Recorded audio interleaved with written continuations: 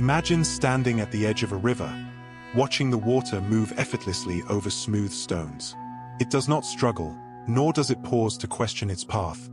It simply flows, carving its way through the landscape with an ease that seems almost divine.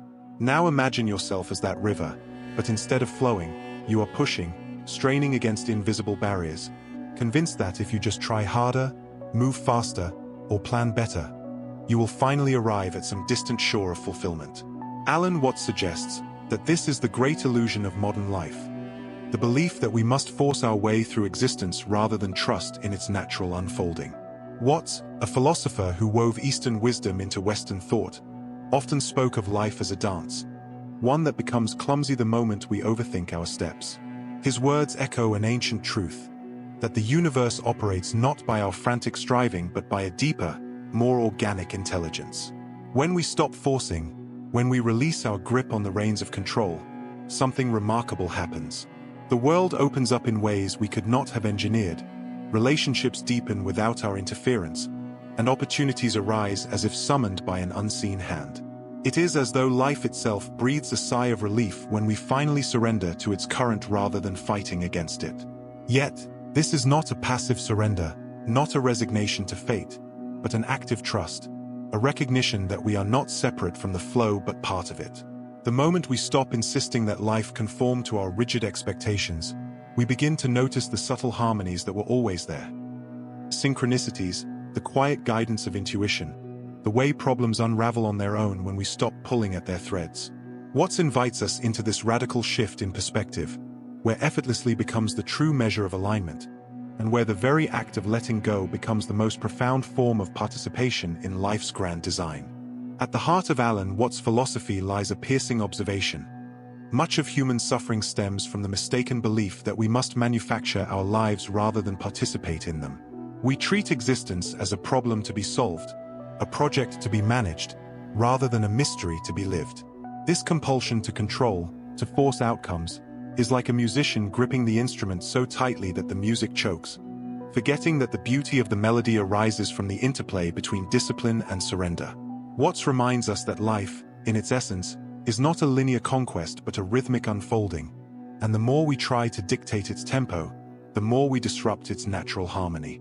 One of the most profound themes in his teaching is the idea of Wu Wei, an ancient Taoist principle often translated as effortless action or non-doing. This is not inertia, but a state of alignment where action arises spontaneously, without the friction of egoic struggle. Imagine a tree growing. It does not decide to stretch its branches toward the sun. It simply responds to light, water, and soil with an innate intelligence. In the same way, Watts suggests that human beings flourish when they stop forcing themselves into rigid molds and instead allow their actions to emerge organically from the circumstances of the moment. This is not passivity, but a deeper kind of responsiveness, a dance with reality rather than a battle against it. Another key concept is the dissolution of the artificial divide between the self and the world. Modern life conditions us to see ourselves as isolated actors navigating an external universe, but Watts dismantles this illusion. He speaks of existence as a vast, interconnected process, where the idea of a separate controller is itself the root of tension. When we stop insisting that we must be the architects of every outcome, we begin to sense ourselves as expressions of a larger intelligence, like waves realizing they are not separate from the ocean. This shift in perception is liberating. It allows us to move through life with a lightness of being, trusting that the universe is not indifferent to us but is in fact an extension of our own deepest nature. There is an old parable Watts loved to recount, a tale of a man who dreams he is a leaf torn from a branch, hurled through the air by a furious wind. In the dream, he flails and twists, fighting the gusts that toss him mercilessly until exhausted, he finally lets go. And the moment he stops resisting, he realizes he is not a leaf at all, but a bird, soaring on the very winds he feared. The terror was an illusion, the struggle, a misperception of flight. This is the essence of Watts' message, that our suffering often comes not from life itself, but from the stories we tell about it, the narrow roles we insist on playing, the rigid identities we cling to, even as the universe whispers for us to release and expand. Consider, too, the metaphor of the river, one of Watts' most enduring images. A river does not debate its course. It does not grow anxious at the thought of merging with the sea. It simply moves, responding to the contours of the land, sometimes rushing, sometimes meandering, but always in dialogue with the terrain. A human, however, might stand at the river's edge and fret. Am I flowing fast enough? Should I take a different path? What if I'm going the wrong way? This mental turbulence, what suggests, is what separates us from the effortless intelligence of nature. We forget that we, too, are currents in a vaster stream, that our true nature is not the frantic ego directing the show, but the water itself, already perfect in its movement. Then there is the story of the tightrope walker, another favorite of Watts. The performer does not cross the wire by rigidly commanding each muscle, but by entering a state of fluid attention, aware yet unfixed, disciplined yet surrendered. The moment he overthinks, he falters. Life, Watts implies, is the same. We are most skillful not when we micromanage, but when we trust the deeper rhythms of body and mind. The unseen current that guides the dancer, the musician, the lover, is the same one that can guide us, if we allow it. The philosophy of non-resistance is not merely an abstract ideal. It is a lens through which the chaos of daily life can soften into coherence.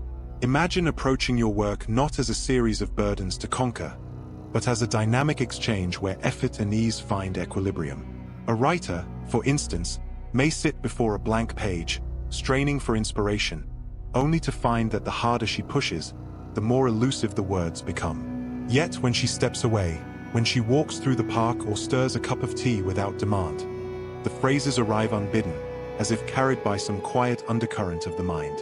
This is the practical magic Watts speaks of. The understanding that creativity, problem-solving, and even decision-making often flourish in the spaces between our efforts, in moments of surrendered attention. Consider relationships, too. How often do we suffocate connections by clinging to expectations, scripting dialogues in advance, or anxiously monitoring the other's responses? Watts would suggest that love, like water, cannot be held in a clenched fist.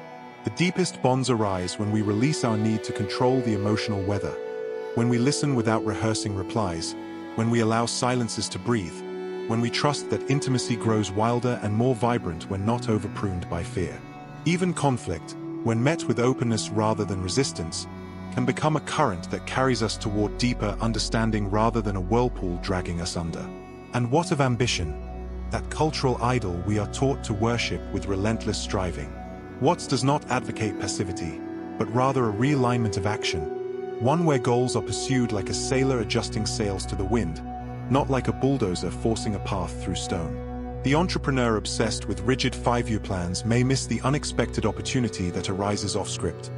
The artist fixated on a predefined masterpiece may overlook the beauty emerging in spontaneous strokes. The real-world implication is clear.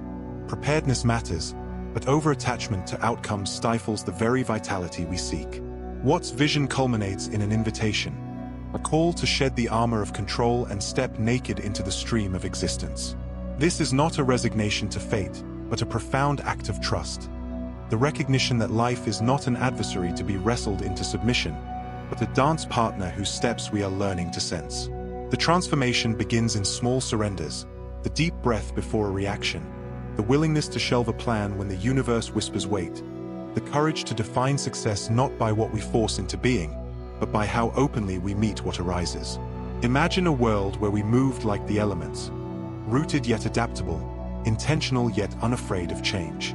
Stress would lose its grip, not because circumstances became perfect, but because our relationship to them shifted. We would find, as Watts promised, that when we stop forcing life, everything changes, not because the world bends to our will, but because we finally bend toward the world, and in that softening, discover we were never separate from its grace. The call is simple but radical: let go. Not of action, but of the illusion that you alone are the actor. The river is already flowing. Will you fight it, or will you let it carry you into the sea?